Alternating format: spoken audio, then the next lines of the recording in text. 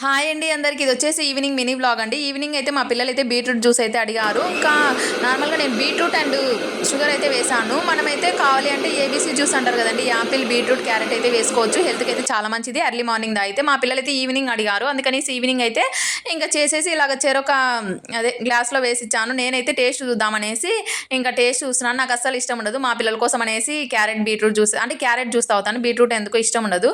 ఇంక ఇలాగ మా పిల్లలకైతే పోసిచ్చాను. ఇష్టంగా అయితే తాగేస్తున్నారు. ఎందుకంటే వాళ్ళకి ఇష్టంతో చేపించుకున్నారు కదా ఏదైనా. ఇంకా అలాగా ఇంకా బీట్రూట్ జ్యూస్ వేసి తాగేసి ఇంకా మేమైతే వాకింగ్కి అయితే వెళ్తున్నాము. అక్కడ కనిపిస్తుంది కదా అది పార్క్ అనమాట. పార్క్ అయితే వచ్చేసాము. ఇంకా మా పిల్లలు ఆడుకుంటుంటే నేను అలా కొద్దిసేపు కూర్చున్నాను. ఇంక ఈలోపు పిల్లలు అయితే షటిల్ అయితే ఆడుతున్నారండి. ఇంకా నాకు కూడా అంటే చాలా డేస్ అయిందనమాట. నేను 10th క్లాస్లో వాలీబాల్ అంటే ఇష్టం అనమాట.